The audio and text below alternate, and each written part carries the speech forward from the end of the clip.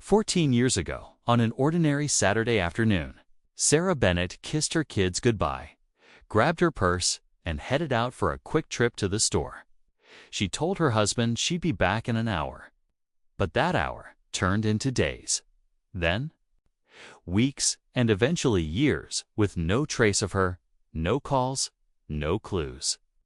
The case grew cold, and heartbreak settled over the Bennett home like a permanent shadow. Her disappearance was a mystery that never made sense. There was no sign of struggle, no suspicious activity, just a woman who vanished between the parking lot and the front doors of a local supermarket. Now, in part 2 of this gripping, true story, something unexpected finally breaks the silence. A letter yellowed with time and never opened was discovered inside a box in Sarah's late mother's attic. The return address was smudged, but the handwriting was unmistakably hers. Inside the envelope was a single photograph, a torn map, and a message, "Forgive me. I had no choice." Her daughter, Emma, now 21, takes it as a sign not just of life, but of truth waiting to be uncovered. As the family reopens the search for answers, strange patterns begin to emerge. New faces appear in old photos. A storage unit rented under a different name, and a connection to a small town hours away where no one has heard of Saria somehow. They know her face. What really happened that day? And why did she stay gone so long? Emma clutched the letter in her hands, her heart racing. For years, she'd lived with the pain of not knowing what happened to her mom. Her childhood was shaped by unanswered questions and empty spaces. Now, this letter, hidden away for more than a decade, was the first real clue. She took the photo to a local expert who confirmed it was dated around the time of Sarah's disappearance. It showed her mom standing in front of a rundown motel, wearing clothes no one in the family recognized. She didn't look scared, but she didn't look like herself either. The torn map inside the envelope was harder to trace. Most of the details were gone, but one faint road number remained. Emma, along with her older brother Josh, decided to follow it. Their journey led them through forgotten towns, each with its own silence. When they reached a diner that matched the edge of the photo's background, the waitress didn't blink when Emma asked about Sarah. Instead, she slowly walked to the back and returned with an old receipt. The name written on it wasn't Sarah. Bennettite was Claire Ellis. The handwriting was a perfect match as the siblings pieced together more fragments. Strange details emerged. A bank account had been opened under the alias just weeks after Sarah vanished. Small transactions, gas stations, motels, groceries formed a trail across the state. But why the new name? Why never return? And most of all, who was Sarah running? From all those years ago, Emma couldn't stop thinking about the alias Claire Ellis. It wasn't random. It was the name of a character from one of her mom's favorite books, a detail she remembered from when she was little. It felt personal, almost like a message meant just for her. As they dug deeper, Emma and Josh found a rental history linked to that name. One apartment in particular stood out. It had been rented for nearly 2 years, just 2 towns away from where they grew up. The thought that their mom had been so close all along sent a chill through both of them. They visited the building, but the unit had new tenants. Still, the landlord remembered the previous occupant. A quiet woman, paid in cash, never gave trouble. But what stuck with him most was how she never let anyone inside, not even maintenance. He recalled one incident where she had the locks changed herself after someone left a note on her door. Emma started to wonder if someone had been following her. MOMO, threatening her. Could that be why she disappeared? And if she was in danger, why didn't she reach out, even once? At the same time, Josh had been digging through their dad's old storage boxes. What he found raised even more questions.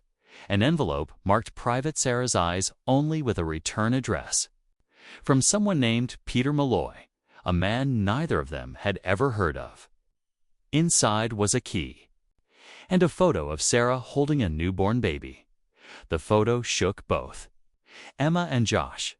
Their mom was cradling a baby neither of them recognized, standing outside what looked like a small cottage. The timestamp on the back was dated nearly a year after she vanished. That meant she was alive, possibly starting a new life, and that they had a sibling they never knew existed.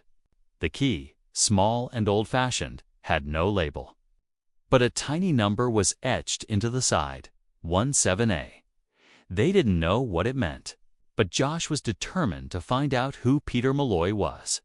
A quick search led them to a nearby town's registry, where they found Peter's name linked to a P.O. box and an abandoned real estate office.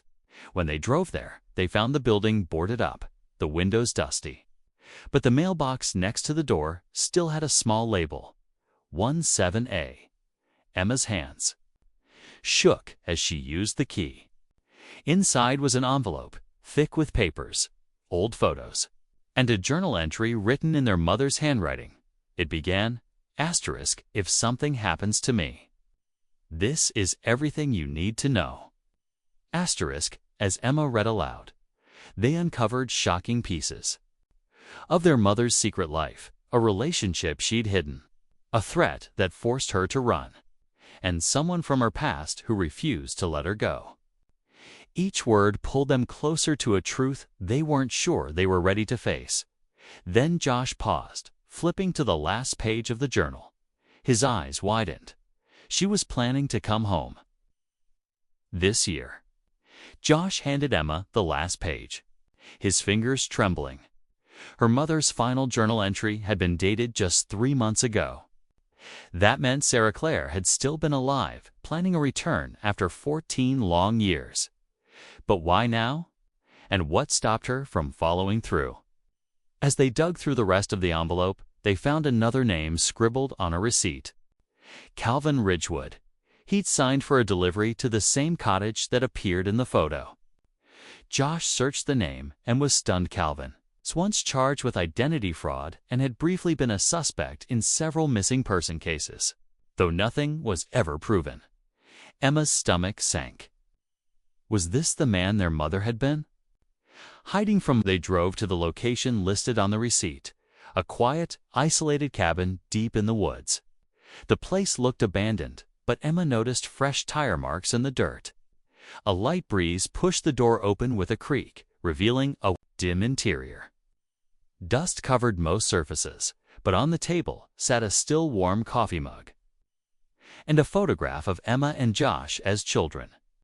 Neither of them had ever given that photo to anyone. Suddenly, a noise creaked from the back room. Josh motioned for Emma to stay behind, edging slowly toward the sound. But before he reached the door, his phone buzzed. It was a text. No number. Just 4 words. *, stop looking. She's gone. *, Josh froze as he read the message. Emma saw the color drain from his face and whispered, "What is it?" He showed her the phone, and for a second, neither of them moved. Then the door at the back creaked again, slowly opening. Josh stepped forward, heart pounding, and found a small office lined with boxes. In the corner sat a dusty filing cabinet locked. Inside were dozens of files labeled with names, dates, and photos. Many were of missing women. And near the back, one folder stood out. It was labeled Sarah Bennett, Claire Ellis. Inside, they found her driver's license under both names, pages from her journal, and more recent photos. Sarah at a gas station just 2 weeks ago. She looked tired but alive. In the final photo, she was placing a small child into a car. Emma's breath caught. It's the same child from the old photo, her half-sibling. But something was off. In the background, barely visible in the car's reflection, was a man wearing a hat and sunglasses. It was Calvin Ridgewood. A noise outside snapped them back to the present footsteps on gravel. Josh shut the cabinet and grabbed Emma's hand. They ran out the back, disappearing into the woods, their minds spinning with what they'd just discovered. The twist came hours later. Back at the motel, when Emma opened her email. Sitting in her inbox was a message from a new account. No name, just a subject line. Asterisk, you're not the only ones looking. Asterisk, and attached was a photo of Sarah that day.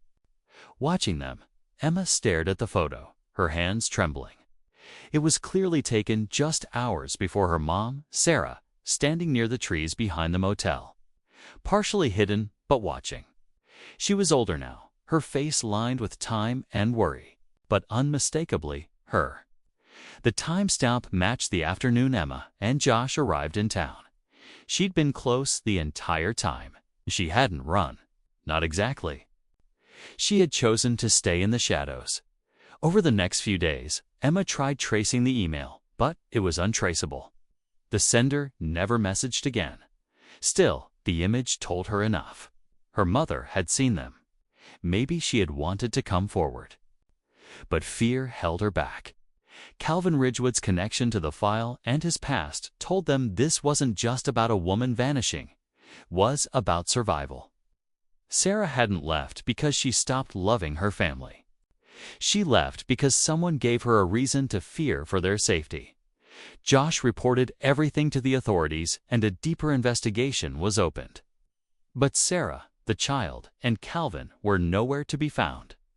The cabin was cleaned out within days, leaving no trace they had ever been there. Still, Emma didn't see it as an end. It was a beginning. They now knew Sarah was alive, that she had protected them in the only way she knew how. The truth may still be scattered in hidden corners, but the silence was broken.